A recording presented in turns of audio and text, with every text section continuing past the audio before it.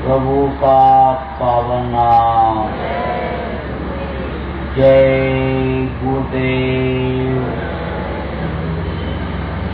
सर्व समर्थ सर्वत्र स्मरणीय परम पूज्य गुरु जी महाराज, उपस्थित सभी सत्संगी धर्म प्रेमी भाई बहन, बच्चे तथा बच्चियों, गुरु महाराज की सरकार दया से आज सामूहिक रूप से अपने लोगों को मालिक को याद करने का मौका मिला। सुंदर ध्यान भजन करने का ये शुभ और सब सामूहिक रूप से आया। आप सब लोग उस काम के लिए अपने सुंदर से निकल करके कर लिया गए थे। दुनियादारों को तो इस काम के लिए सोचने की भी फुर्सत नहीं है। वो तो अपने पेट के लिए ही, रोटी रोटी के लिए ही परेशान। वो इस चीज को भूल चुके, ये दुनिया संसार भी हमको छोड़ करके जाना है। बस घर बनाओ, मकान बनाओ, जमीन खरीदो, जमीन बढ़ाओ, बाल बच्चों को पढ़ाओ लिखाओ, कलेक्टर कमिश्नर बनाओ, बस इसी काम में लगे हुए।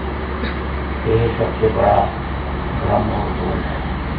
आप इस बात को कि जब तक ज्ञान नहीं होता तब तक भ्रम और भूल रहता है, लेकिन जब ज्ञान हो जाता है तब आदमी हर चीज को समझ जाता है। जैसे अंधेरे में तो धोखा हो सकता है, लेकिन जब उजाला रहता है तो उसमें गड्ढा, मिट्टी, पेड़ पौधे, जितनी भी चीजें होती हैं वो सब दिखाई पड़ती है। तो दिव्यता अलग चीज है और ज्ञान अलग है। दिव्यता किसको कहते हैं? जैसे कोई किताब को पढ़ लिया, हिंदी पढ़ लिया, हिंदी का जानकार हो गया, अंग्रेजी पढ़ा, अंग्रेजी का हो गया, संस्कृत पढ़ा, उसका विद्वान हो गया, उर्दू फारसी पढ़ लिया, तो वो यानी दिव्यता है। उसका ज्ञान दुनियावी ज्ञान होता है उससे, यानी मालूम भी अगर हो जाता है कि वो मालिक है, लेकिन उससे यानी मिलने जुलने का ये दिव्यता यानी रास्ता नहीं दे सकती। लेकिन जिसको ज्ञान हो गया, वो क्यों ना पढ़ा लिखा ना हो, कुछ भी पढ़ा लिखा ना हो, लेकिन जिसको ज्ञान हो गया उसको ये सारी विद्या आ जाती है। इसीलिए कहा गया कागज ने और कलम में हाथ से कलम नहीं लिया, कागज नहीं छुआ, चाहे नहीं छुआ, लेकिन जिन्होंने जो मुँह से कह दिया उस पर आज लोग रिसर्च कर रहे हैं, उस पर आज लोग शोध कर रहे हैं। तो ये चीज ऐसी चीज है, ये ऐसी विद्या है कि जो दुनिया की विद्या से नहीं खरीदी जा सकती। जहाँ पर दुनिया की सारी विद्या खत्म होती है, सारी दौलत खत्म होती है, वहाँ से आध्यात्मिक विद्या और आध्यात्मिक दौलत की शुरुआत होती है।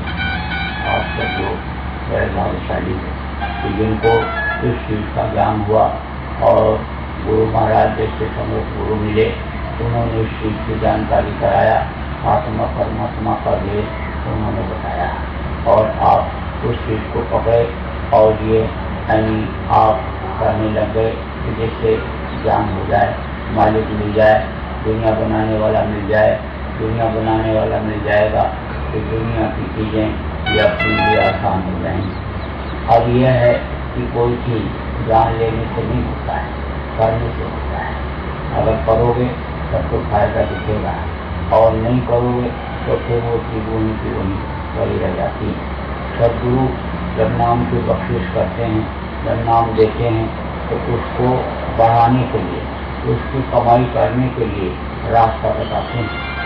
एक राजा ने एक काश्तकार और एक महात्मा ने एक काश्तकार और एक राजा को, दोनों को एक ही साथ नाम डाल दिया और कहा जाओ पढ़ना, मेहनत करोगे तो ये चीज बढ़ेगी।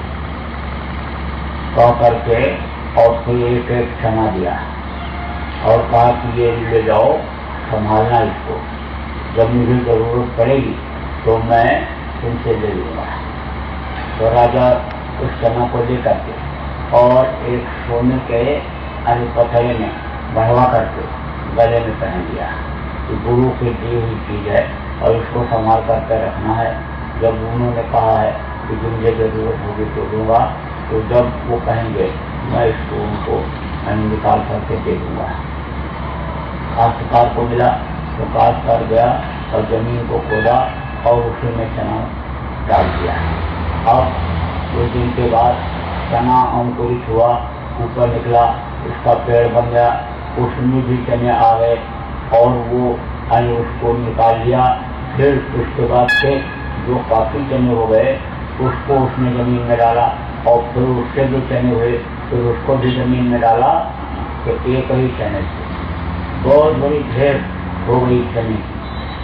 जब कुछ साल के बाद महात्मा जी आए, राजा से पूछे कि तुमको कुछ दिया था, तुमने उसको बढ़ाया, कुछ कर रहे हो?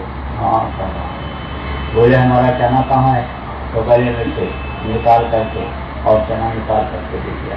खाद्य से बिल्कुल एकदम ताजा फ्रेश चना आपको दे रहा हूँ, आपने जैसा दिया था। काश्तकार से पूछा, अरे भाई मेरा चना कहाँ है? उसने कहा कि चना के लिए तो आपको क्या हमारे घर तक के लिए मैं यहाँ कैसे लाऊं, मैं आपको दिखाऊंगा वहाँ पर। जब सब लोग वहाँ पर गए, राजा भी गया महात्मा के साथ और लोग भी गए, तो देखा चने की ढेर लगी हुई थी। उस काश्तकार ने कहा ये आपके एक चने की देन है, ये देखिए एक चने से मैंने इतना चना उगा लिया। तब महात्मा ने राजा से कहा तुमको जो दौलत दिया था उसको बढ़ाने के लिए दिया था, लेकिन तुम वैसे तो वैसे उसको पड़ा रखे और देखो इसने कितना बढ़ा दिया। ऐसे ही यह आध्यात्मिक दौलत या आध्यात्मिक ज्ञान जो गुरु महाराज ने कराया, ये नाम जो गुरु महाराज ने दिया, इसको बढ़ाने की जरूरत है। इसी नाम को पाने के लिए पहले बड़ी मेहनत करनी पड़ती थी। प्रथम जन्म गुरु भक्ति कर, दूसरा जन्म में नाम, तीसरा जन्म में मुक्त पद, चौथे में नाम। पहले जन्म में गुरु भक्ति कराते, दूसरे में ये नाम देते, तीसरे में कहीं स्वर्ग और वैकुंठ तक ये जीवात्मा पहुँचती और चौथा जन्म जब लेना पड़ता तब ये जीवात्मा अपने घर, अपने वतन, अपने मालिक के पास पहुँचा करती थी। तो अब आप इस बात को समझें कि गुरु महाराज ने दे दिया और गुरु महाराज चाहते कि ये एक ही जन्म में पार हो जाए। एक निशाना, हम आए हुए देश से जहाँ तुम्हारा काम और तुमको घर पहुँचाऊंगा, एक हमारा काम, एक लक्ष्य उद्देश्य कि हम तुमको तुम्हारे घर पहुँचा दें। जन्म मरण से छुट्टी पा जाओ, नर्क से छुट्टी पा जाओ, तो राशि से छुट्टी पा जाओ, फिर इस दुख के संसार में दुख झेलने के लिए फिर न आना पड़े। तो गुरु महाराज ने इसीलिए रास्ता भी बताया और रास्ते को भी चलाया, बुला बुला करके जान भजन अपने सामने करवाया और इतने लोगों ने जिन्होंने किया उनको पार कर दिया, निकल गए। और वो इस दुख के संसार में दुख झेलने के लिए आने वाले नहीं। इसलिए आप सब लोगों को भी इस शरीर के रहते रहते अपना काम बनाना है। ये दुनिया का जितना भी काम है ये कोई अपना काम नहीं है, ये तो यही का काम है और यही के लोगों को यानी ये काम आने वाली चीज है। देखो ये जमीन पड़ी हुई है, जिसको आप जोत बो रहे हो, किसी को कितने लोग आए जोते बोए है और चले गए, ये किसी की नहीं। सच पूछो तो ये जमीनें जो लोगों को दे रखी गई हैं ये सब भारत सरकार की, और उसने सत्य के रूप में समझ लो कि दे दिया है, तो इसको कमाओ खाओ और जब से उसको जरूरत होगी वो ऐसा विधान बना करके रखा है कि आपको थोड़ा मुआवजा दे करके ले सकते, कुछ भी न दे ऐसा भी, क्योंकि वो उसी का है और वो जब चाहे तो ले ले।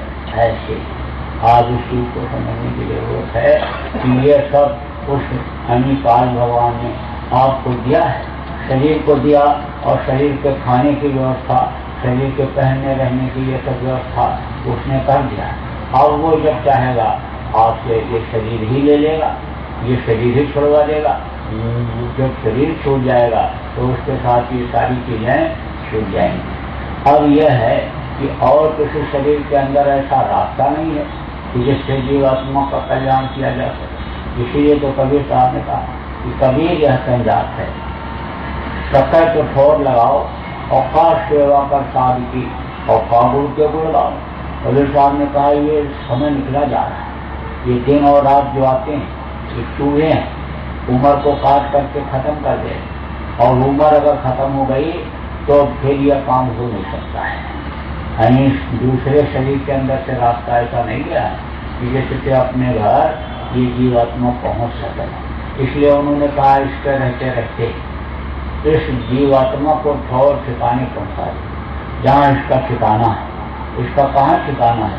ईश्वर अंश जीवोन्नाशी चेतनमय साहब सुखराशि, यह उस परमात्मा के अंश गुण है, उसके पास उसको पहुंचा दो शरीर के रहते रहते, और नहीं शरीर छूट जाएगा तो ये फिर फंस जाएगी। इसलिए आप सब लोगों को भजन करने की जरूरत है और लोगों को कराने की आवश्यकता है। इस वक्त पर ये जो समय है ये बहुत कीमती है आप सब लोगों के लिए, जब तक ये शरीर चल रहा है, और जब ये बूढ़ा हुआ तो बुढ़ापे में कहीं कुछ नहीं हो पाता है। काम क्रोध लोभ मोह अहंकार ये बुढ़ापे में और भी घेरते हैं और भी परेशान करते हैं, तो उस वक्त पर कुछ नहीं। और बुढ़ापा भी ऐसे खत्म हो जाती है कि जैसे दिन के बाद आया रात और रात के बाद आया फिर दिन, और उसके बाद में फिर ऐसे 8 दिन निकल गया और फिर दूसरा सोमवार मंगलवार आ गया, और फिर उसके बाद में महीना बदल गया और महीना के बाद साल बदल गया, पता नहीं चलता है, पता नहीं चलता है। ऐसे यानी यह समय निकल जाता है, बुढ़ापा भी निकल जाती है, पता नहीं चलता है। आप जब तक शरीर में ताकत है जब फिर रहे हो तब तक एक काम किसी गृहस्थी के काम के साथ साथ भजन करने का भी आप लोग बना लो और लोगों को कराओ। गांव में एक जगह इकट्ठा हो जाओ और इकट्ठा होकर के सामूहिक रूप से ध्यान भजन करो। देखो सुमिरन जब तक सही नहीं होता, ध्यान और भजन में ये धनी मदद नहीं करते। तो आप जैसे अपंग कहीं पड़े हो, चल फिर नहीं सकते हो, वो चढ़ नहीं सकते हो, और जो आपकी मदद करने वाला है उसको भी खुश नहीं करते हो, तो फिर वहीं के वहीं पड़े रह जाओ, आगे बढ़ नहीं पाओगे, आगे चढ़ नहीं पाओगे। इसलिए सुमिरन सही ढंग से करना चाहिए। गुरु महाराज ने कहा कि अनी माला से 8 माला का सुमिरन 24 घंटे में एक बार कर लिया करो। अब अभी हमने देखा जब आपको सुमिरन पर बैठाया तो आपके पास माला ही नहीं। इससे यह साबित हो जाता है कि आप लोग घर पर भी वो लोग नहीं करते हो। अगर घर पर करते होते तो माला जरूर साथ रखते, माला जरूर लाते। वो चीज तो बोलने वाली नहीं कि भाई हम सुमिरन कैसे करेंगे। जैसे आदमी कहीं जाता है और उसको ये मालूम रहता है कि भाई हमको दोपहर में खाना की जरूरत पड़ेगी और खाना वहाँ कहीं मिलेगा नहीं, तो ले करके चलता है, खाना लेकर जाता है ओढ़ने के लिए। ठंडी में मालूम होता है कि कहीं मिलेगा नहीं और रात को ठंडी लगेगी तो फिर ओढ़ना नहीं भूलता है, ओढ़ने के लिए ले जाता है। ऐसे माला आदत डालो। ये मन है, ये मन तो बहुत भगता है, मन भगता है, मन करने नहीं देता है। लेकिन इस मन को अगर लगा दो किस काम में तो ये खूब कराता है। अच्छे काम में लगाओगे अच्छा कराएगा, बुरे काम में लगाओगे बुरा कराएगा। अभी तो याद नहीं आता कि सुमिरन भी करना है, लेकिन सुमिरन करने की अगर आदत पड़ गई तो जिस दिन नहीं कर पाओगे, जल्दी में कहीं मान लो जाना है, ट्रेन पकड़ना है, बस पकड़ना है और चले जाओगे, सुमिरन नहीं कर पाओगे तो मन वहाँ लगा रहेगा। शाम को जब पहुँचोगे तब सुमिरन करोगे, मन लगा रहेगा। ऐसे इसको लगाने की जरूरत है। इसके नाम को लो, उसके रूप को याद करो। इधर उधर जब अन्य मन चला जाता है और उनके नाम को लो, रूप को याद न करो, तब फिर सुमिरन नहीं करता है, फिर ये धनी कुछ नहीं होती। अब उसके लिए गुरु महाराज ने रास्ता निकाल दिया। रास्ता क्या निकाल दिया कि शाम को सब लोग गांव में एक जगह इकट्ठा हो जाओ।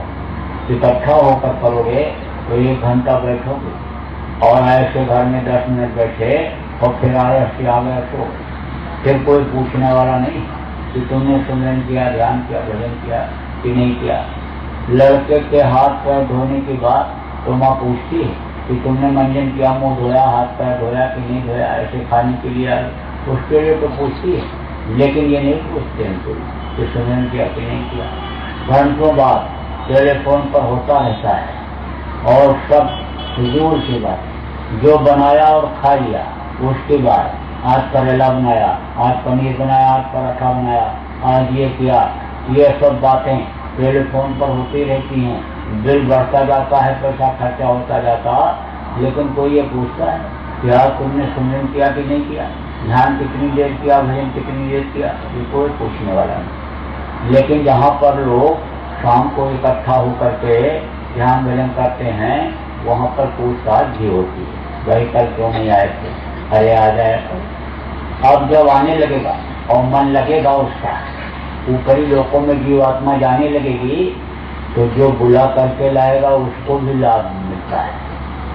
कोई बुला करके ले गया, इसके गांव में जो सत्संगी हैं, आप 3 गांव के हो, एक जगह पर कोई स्थान निश्चित कर लो, यहाँ पर ध्यान भजन हम रोज करेंगे। एक आदमी आप में से तैयार हो जाओ कि हम अपने यहाँ ध्यान भजन लोगों को कराएंगे, और एक आदमी तैयार हो जाओ कि हम सबको बुला बुला करके लाएंगे। तो अभी वहाँ पर यानी जहाँ पर ध्यान भजन का केंद्र रहेगा, वहाँ पर लोग आने लगेंगे, बुला करके जब लाओगे और बैठेंगे, और जीवात्मा ऊपरी लोकों में जाएगी, आनंद पाएगी, आशीर्वाद देगी। जैसे किसी भूखे को रोटी खिला दो, प्यासे को पानी पिला दो, तो आशीर्वाद देता है, कहता धन से, पुत्र से, परिवार से करो, फलो फूलो, क्या क्या बोलता है।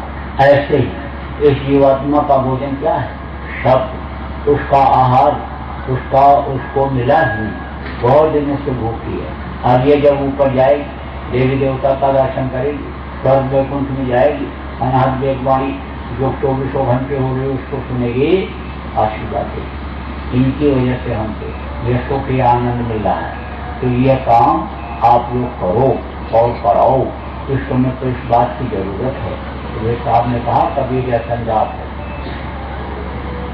सतह कठोर लगाओ, अपका सेवा कर साध की, अपका दूध के बोलेगा, यही साध की सेवा है।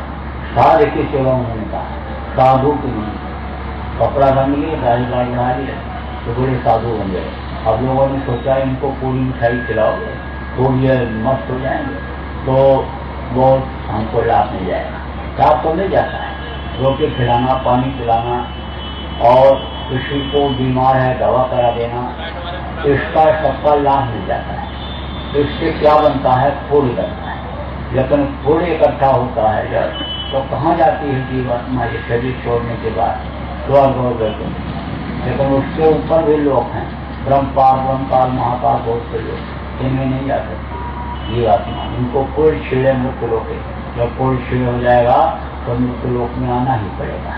अब आज ये समझ लो कि पाप करोगे नरक जाओ और पुण्य करोगे स्वर्ग जाओ। लेकिन जब अपने घर, अपने वतन, अपने मालिक के पास नहीं पहुंच सकते, तो फिर आप समझो कि वो उससे कोई फायदा नहीं है। अब आप ये समझ लो कि आपके हाथ में हथकड़ी लगा दी जाए तो आप बंधन में हो गए। अब चाहे लोहे की हथकड़ी हो और चाहे सोने की हो, हथकड़ी तो हथकड़ी है। किसी के हाथ में सोने की हथकड़ी लगाई जाए तो भी वो बंधन में, और लोहे की हथकड़ी लगाई जाए तो भी बंधन में। तो कहा गया पाप पुण्य जब दोनों नाश हो, और तब पावे दोनों छुटका। जब तक पाप पुण्य नष्ट नहीं होंगे तब तक अपना वतन, अपना घर, अपना मालिक मिलने वाला नहीं। तो ये काम तो ठीक है, गृहस्थ का ये धर्म है, ये आओ बैठो पियो पानी, कोई आवे बैठाओ और उसको पानी पिलाओ, रोटी खिलाओ, आतिथ्य देवो भाव। यानी दरवाजे पर कोई आ गया उसको रोटी खिला दो, पानी पिला दो, वो तो एक पुण्य का काम है, वो तो एक पुण्य है। लेकिन उससे इस जीवात्मा का कोई ताल्लुक नहीं, जीवात्मा का कल्याण उससे नहीं हो सकता है। जीवात्मा का कल्याण तो इसी से होगा, ध्यान से, भजन से, इसी सूरत शब्द योग की साधना से। क्योंकि ये सारा संसार, ये सारी दुनिया, ये शब्द से ही बनी हुई है, शब्द से ही ये बनी हुई है, शब्द से ही ये जीवात्मा उतरी, और शब्द को पकड़ करके ही ये जा सकती है। आप इस बात को समझो कि जब महाप्रलय होने को होता है तो उस वक्त पर दुनिया में कुछ नहीं लगता है, उस समय पर सूखा पड़ जाता है।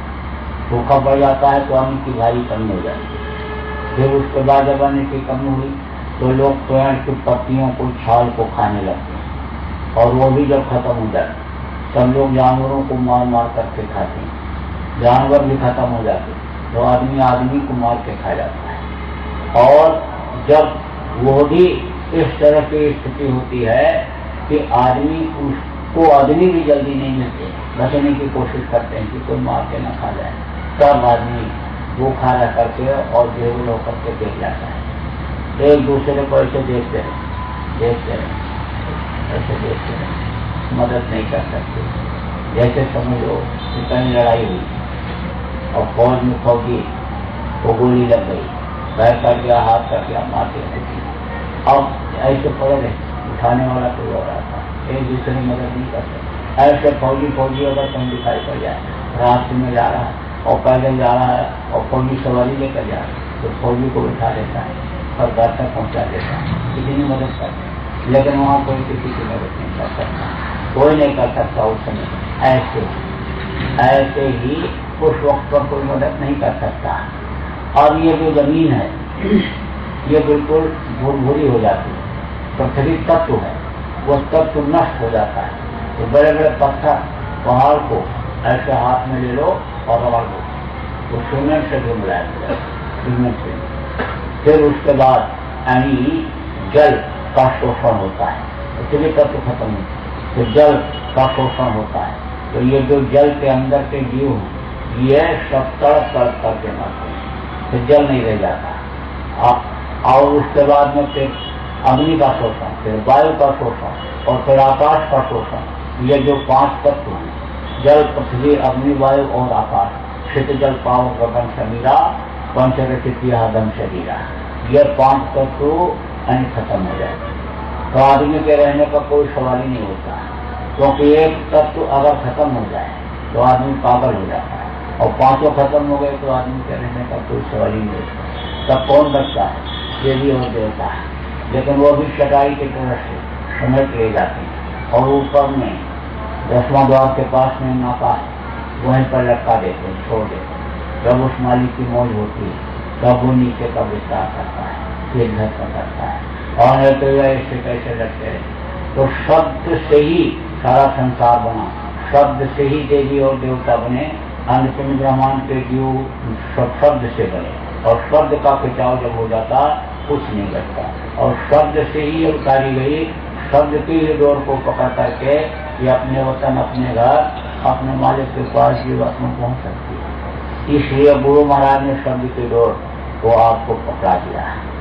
शब्द शब्द सीढ़ी रच डाला, चढ़ चढ़ पहुंचो अपन के कान, ऐसी दशा देख जीवों की, सत पुरुष ने की दया महान, संत रूप हुए जग में आए, सत लोक का पता बतान, सूरत शब्द का सच्चा मार्ग, संत मता का किया बखान, और शब्द शब्द सीढ़ी रच डाला, चंचल पहुंचो अदम के कान।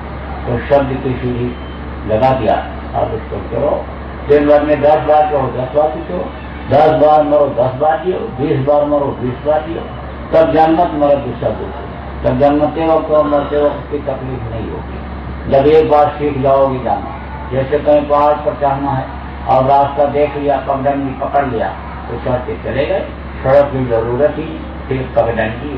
ये सबसे आसान सीधा सरल रास्ता इस समय पर है। अष्टांग योग, हठ योग, कुंडलिनियों को जगाने का समय अब नहीं रहा, प्राणायाम का समय अब नहीं रहा, क्योंकि उम्र कम हो गई। ये 10,000 वर्ष की उम्र की, 1000 वर्ष की उम्र की साधना है, तो वो साधना 100 वर्ष की उम्र में करके आदमी कैसे पार हो सकता है। इसलिए ये सूरत शब्द का रास्ता गुरु महाराज ने बताया। तो आप खुद भी करो और लोगों को कराओ, समझा करके आप लाओ और ध्यान में 1 घंटा बैठाओ। इस वक्त पर ये बहुत जरूरी काम है। और का गुरु के गुणगाओ, उन्होंने कहा कि गुरु की महिमा को गाओ, गुरु की बातों को लोगों को बताओ। गुरु महाराज ने जो जय गुरुदेव नाम लोगों के लिए जगह करके रक्षा के लिए छोड़ा, उस जय गुरुदेव नाम कि ताकत का इजहार लोगों को कराओ, उसके बारे में लोगों को बताओ। और शाकाहारी का अभियान जो गुरु महाराज ने चलाया कि लोगों को शाकाहारी बनाओ, लोगों को शाकाहारिता का पाठ पढ़ाओ, तो वो काम आप सब लोग करो। यह सेवा का मौका भी मिला है, जरूरी नहीं आगे फिर मिल जाए, इसलिए उसमें कोई कोताही नहीं होनी चाहिए। तो यहाँ अभी तो कोई कार्यकर्ता नहीं, ये तो ध्यान भजन का है। सत्संग तो होगा 11 बजे। प्रचार कितने बजे का? 11 बजे। 11 बजे से होगा। उसमें तो बहुत बातें सुनने को मिलेंगी। अभी तो ये ध्यान भजन का बराबर कार्यक्रम सब जगह चलता आ रहा है। सुबह का, शाम का भी जहाँ जैसे, लेकिन शाम को मौका नहीं मिलता, पहुँचने में देर हो जाती है, तो सुबह का तो सब जगह चल रहा है। गुरु महाराज मौजूद थे तब से ये चल रहा है। गुरु महाराज का काफिला निकलता था तो उसमें भी होता था। तो जहाँ जैसे समय परिस्थिति होती है उस हिसाब से ये रोज का है। आप लोग आ गए थे पहले से ही, जो इच्छा लेकर के आते हैं तो सुनने को मिल जाएगा। तो ये आपको थोड़ा सा सुना दिया गया।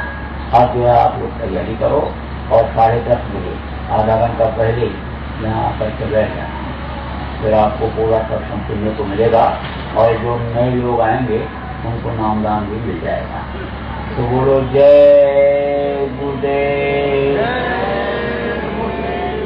जय गुरुदेव, जय।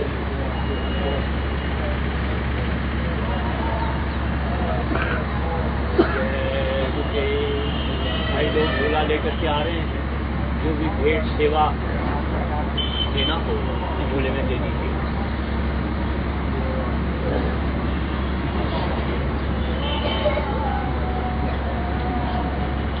आश्रम पर विभिन्न सेवाएं चलती हैं, निरंतर चलती रहती है। उसके अंदर आपकी सेवा अच्छे कार्य में लगा दी जाएगी। आश्रम पर सतत भंडारा सेवा बराबर चलता है। आश्रम पर महाराज के आने से पहले अस्पताल की नींव रख करके आए हैं। अस्पताल का कार्य भी चालू है और गौशाला चालू है।